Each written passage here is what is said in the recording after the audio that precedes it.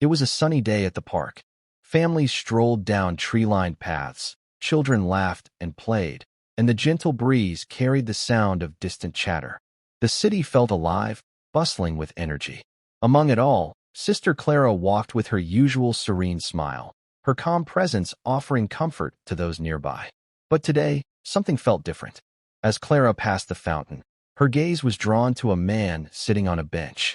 Disheveled, his clothes wrinkled, his hands buried in his face. He seemed lost, as if the world around him didn't exist. Sister Clara, ever aware of the suffering around her, paused. Something deep inside told her this man needed a connection, that he had fallen so far.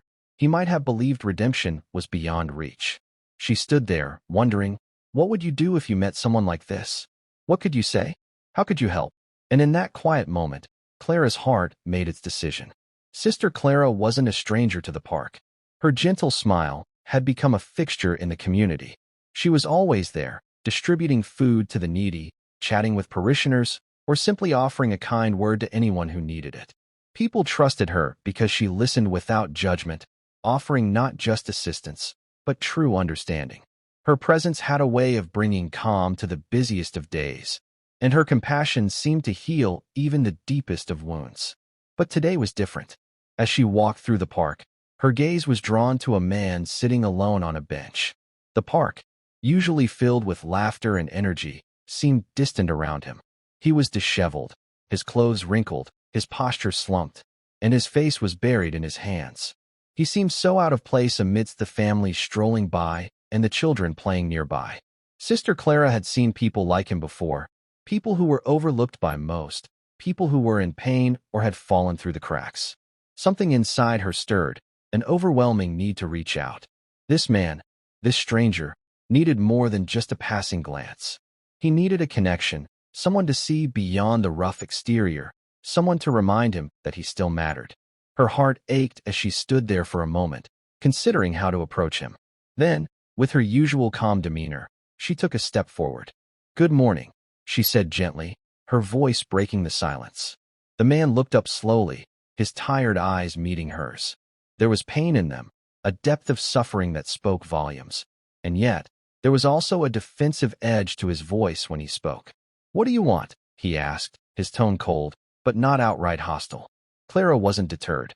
She offered him a soft smile, not taken aback by his words, and sat down beside him on the bench, keeping a respectful distance. "Nothing," she said, her voice warm and steady. "I just wanted to ask how you're doing." The man let out a bitter laugh, as if the very idea was absurd. "How am I doing? Do you really think anyone cares?" Clara felt the weight of his words, but she didn't let them discourage her.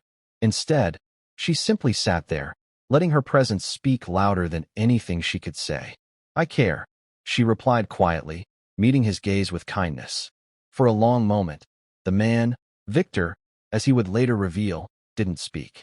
His eyes turned away, as though unwilling to face the world, and his posture remained tense. Clara didn't push him. She just sat there beside him, in silence, offering him the space he needed to feel heard. She knew that sometimes the greatest act of kindness was simply being present, without expectations or judgments. In that moment, as they both sat in the stillness of the park, Clara felt something shift. She didn't know where this conversation would lead, but she knew she had made the right choice. By simply acknowledging his humanity, she had already begun to break down the walls that had kept Victor isolated for so long. Over the following days, Clara returned to the park. Each time, she brought with her food, water, and a blanket. She wasn't there to offer just a passing greeting. She hoped to offer something more meaningful, something that went beyond simple charity. In her heart, she knew that Victor needed more than a meal. He needed to know that he was not invisible, that someone cared enough to show up, day after day, without expecting anything in return. Victor's reaction was predictable. Every time he saw her, a flicker of irritation would cross his face. He would mutter something under his breath, but never outright refuse the food she offered. It was always the same response: "You don't have to do this. I'm not your problem." Clara's smile never wavered. She understood his resistance. People like Victor often felt as though they were burdens, like they didn't deserve kindness or help. But Clara wasn't there to fix him or make him feel obligated. She was there to remind him that he mattered, to show him that even in his brokenness, he was seen and valued. "You're not a problem," she told him one day, her voice steady and warm. "You're a person who deserves care and respect." Victor didn't answer right away, but his gaze softened just a little. It was as if, for a brief moment, he was beginning to believe that maybe, just maybe, she was telling the truth. As the days passed, Victor started to talk a little more. He was still guarded, still reluctant to open up completely, but the walls he had built around himself began to crack, just slightly. He shared bits of his story with Clara, his voice filled with both bitterness and sadness. He had once been a literature teacher, passionate about poetry and books, a man full of dreams and ambitions. But that life had come crashing down when a sudden illness forced him to leave his job. The debts followed, and then came the alcohol addiction that consumed him. Little by little, he lost everything: his career, his family, his sense of self. "There's nothing left for me," Victor said one day, his voice heavy with resignation. "I've ruined everything." Clara listened without interruption, her heart aching for him. She didn't see him as a lost cause, though. She saw someone who had fallen, yes, but not someone beyond redemption. She knew it wasn't too late for him. "No one is a wreck," she said softly, her words firm but full of compassion. "And you're no exception." Victor looked at her, surprised by her response. He had expected pity, maybe even judgment. But there was no judgment in Clara's eyes, only understanding and quiet determination. She wasn't going to give up on him, even if he had given up on himself. It wasn't an easy connection. Victor would often try to change the subject or respond with monosyllables, as though he was still unsure whether he wanted to let anyone in. But Clara never stopped trying. She returned to the park every day, sitting with him for a few minutes, talking, offering him food, and simply being present. Little by little, her patience began to chip away at his walls. She didn't force him to talk, didn't try to rush the healing process. She just kept showing up, offering him the simple gift of her time, and that began to make a difference. Slowly, Victor started to respond more, his words less bitter, his walls not as impenetrable. Each day, they moved a little closer to understanding one another, and for the first time in a long while, Victor felt a flicker of hope, a hope he hadn't realized he still carried inside. And Clara? She knew that she had already given him something priceless, the belief that he wasn't too far gone to find his way back. But not everyone in the community understood Sister Clara's persistent kindness. Whispers began to spread among the parkgoers and beyond, casting a shadow over her selfless actions. "Did you see that nun always with that homeless guy?" someone whispered, their voice low but filled with curiosity. "What do you think they're doing?" The rumors quickly grew, and some even started snapping photos of Clara and Victor, sharing them on social media. Soon, the comments started flooding in. Some defended Clara, praising her for her kindness, but others were quick to question her motives. The whispers grew more pointed, hinting at something inappropriate between the two. People speculated about things they couldn't understand, about a relationship that was nothing more than an expression of genuine compassion. Clara, however, remained completely unaware of the gossip swirling around her. It didn't matter. She wasn't there for the approval of others. She wasn't looking for praise or recognition. Clara's focus was singular: Victor. She believed in his worth, in his humanity, and in the power of compassion to heal. She knew her actions came from a place of love, not judgment or ulterior motives. While the world around her grew louder with rumors and assumptions, Clara continued her quiet work, offering her time, her presence, and her care to someone who needed it most. She wasn't going to let the noise of public opinion stop her from doing what she believed was right. As the days turned into weeks, something remarkable began to stir within Victor. The poetry books Clara had brought him, carefully chosen from the convent's library, started to reach into the corners of his soul he had long forgotten. Poems by Elias Morton, a poet he once admired deeply, began to awaken something in him that had been dormant for years. Each verse seemed to stir memories of his former life, memories of beauty, meaning, and passion that had once been his foundation but had been buried under layers of pain, loss, and despair. Clara had encouraged him to read, gently guiding him back into the world of words he once loved. At first, it wasn't easy. His hands trembled with every turn of the page, and his mind often felt clouded and foggy.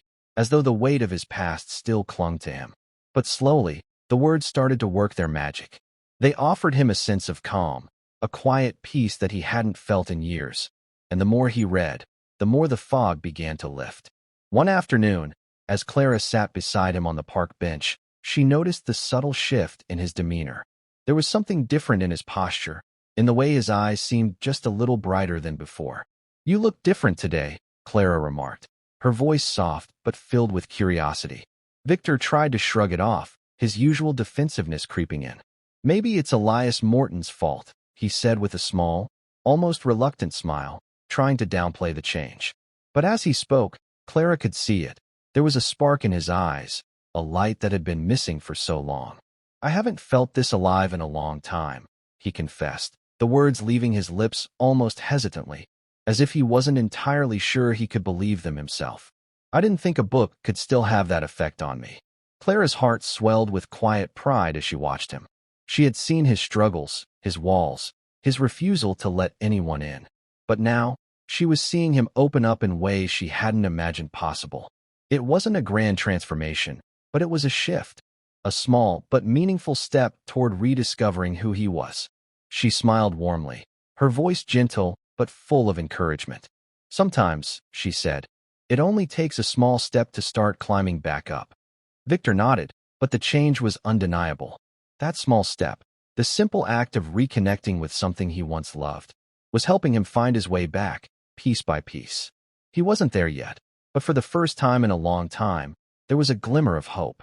And Clara, ever patient, knew that sometimes that first step was all it took to begin the long climb to healing.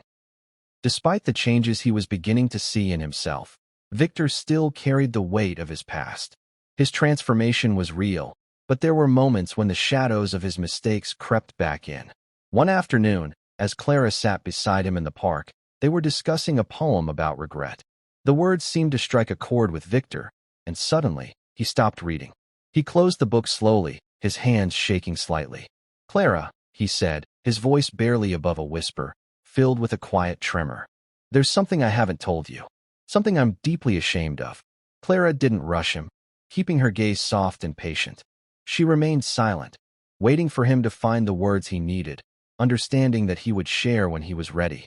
After a long pause, Victor finally spoke, his voice thick with guilt. "Years ago, I stole money meant for a charity fund. It was supposed to go to an orphanage.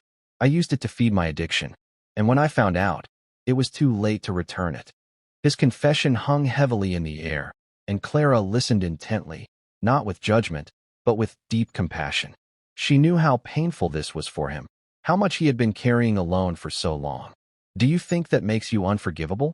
Clara asked gently, her voice filled with understanding. Victor couldn't bring himself to meet her eyes.